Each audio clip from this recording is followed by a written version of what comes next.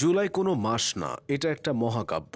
এই জুলাই যতবার আসবে আওয়ামী লীগ ঠিক ততবার কাঁদবে। আওয়ামী লীগের জন্য শোকের মাস হলেও ছাত্র জনতার কাছে জুলাই এক বিপ্লবের মাস, বীরত্বের মাস। আগস্টে গিয়ে পতন হয়েছিল বটে, তবে হাসিনার বিদায় ঘণ্টা বেজে গিয়েছিল এ মাসেই। তাই ক্যালেন্ডারে শুধু একটা পাতা হলেও দেশের মানুষের কাছে জুলাই এক ঐতিহাসিক অধ্যায়, যার পরতে পরতে প্রতিরোধের গল্প। কেমন ছিল 2024 সালের জুলাইয়ের সেই দিনগুলো? এক বছর পেছনে ফিরে তাকানো যাক। সবকিছু শুরুটা হয়েছিল 2024 সালের 5 জুন, যখন হাইকোর্ট এক রায়ে সরকারি চাকরিতে 30% মুক্তিযোদ্ধা কোটা পুনর্বহালের নির্দেশ দেয়। এই খবর ছড়িয়ে পড়ার পর সাধারণ শিক্ষার্থীদের মধ্যে ব্যাপক ক্ষোভ সৃষ্টি হয়। তারা একে বৈষম্যমূলক ও অন্যায্য হিসেবে উল্লেখ করে সোচ্চার হতে থাকেন। তবে ঈদের ছুটির কারণে সেটাই সাময়িক বিরতি চলে আসে। এরপর 1 জুলাই শিক্ষা প্রতিষ্ঠান খোলার দিন থেকেই আন্দোলন ফিরে আসে দ্বিগুণ শক্তি নিয়ে। শিক্ষার্থীরা বৈষম্য বিরোধী ছাত্র আন্দোলন নামে একটি প্ল্যাটফর্ম গঠন করেন, যা দ্রুতই জাতীয় আন্দোলনের রূপ নেয়। নেতৃত্বহীন কাঠামো এবং সম্মিলিত অংশগ্রহণের মাধ্যমে এই আন্দোলন হয়ে ওঠে নতুন ধারার গণসংগ্রাম। 4 জুলাই আপিল বিভাগ কোটা ইস্যুতে হাইকোর্টের রায় বহাল রাখে। তাই পরদিন থেকে শুরু হয় ব্যাপক বিক্ষোভ এবং সড়ক অবরোধ ও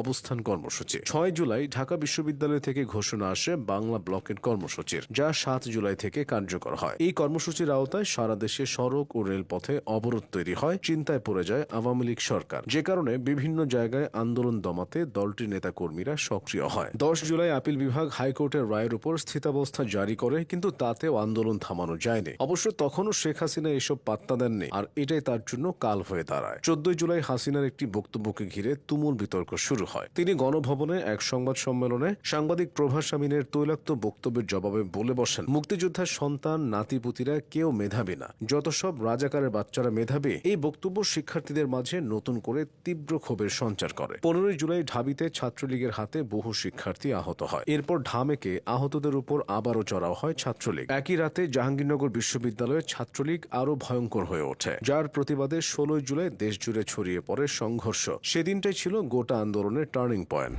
রংপুরে রোকেয়া বিশ্ববিদ্যালয়ের শিক্ষার্থী আবু সাইদ বুক প্রসারিত করে প্রাণ বিলিয়ে দেন, আর তাকে করার ভিডিও ছড়িয়ে পড়ে সামাজিক যোগাযোগ মাধ্যমে। এর পরপরই জনতার ক্ষোভ অগ্নিগর্ভ হয়ে ওঠে। ওই রাতে সব শিক্ষা প্রতিষ্ঠান বন্ধ ঘোষণা করে সরকার, কিন্তু তাতে আন্দোলন থামেনি, বরং শিক্ষার্থীরা বিশ্ববিদ্যালয় ক্যাম্পাস থেকে ছাত্রলীগ নেতাকর্মীদের বের করে দেন, ঘোষণা করেন রাজনীতিমুক্ত ক্যাম্পাস। 17 ও 18 জুলাই আন্দোলনে যুক্ত হন প্রাইভেট বিশ্ববিদ্যালয়ের শিক্ষার্থীরাও। ঢাকা শহর তখন রূপ নেয় এক রণক্ষেত্রে। সেদিন কমপ্লিট শাটডাউন কর্মসূচির আওতায় সারা দেশে আন্দোলনের জোয়ার ঘটে। অন্যদিকে পুলিশের প্রাণ হারাতে থাকে একের পর এক মানুষ। পরিস্থিতি সামাল দিতে না পেরে বন্ধ করে দেওয়া হয় ইন্টারনেট সংযোগ, শেষমেশ জারি হয় কারফিউ সেনাবাহিনীর নামে রাস্তায়। কিন্তু এত কিছুর পরও শিক্ষার্থীরা হাল ছাড়েননি, বরং বিভিন্ন শ্রেণী পেশার মানুষ আন্দোলনে যোগ দিয়ে এটিকে জাতীয় পর্যায়ে নিয়ে যায়। এক পর্যায়ে জুলাই পার হয়ে যায়, কিন্তু প্রতিবাদের এই ঢেউ থামেনি। 3 আগস্ট শহীদ মিনারের সমাবেশে ঘোষণা আসে সরকার পতনের এক দফা। 4 আগস্ট ঘোষিত হয় মার্চ টু ঢাকা কর্মসূচি, যা একদিন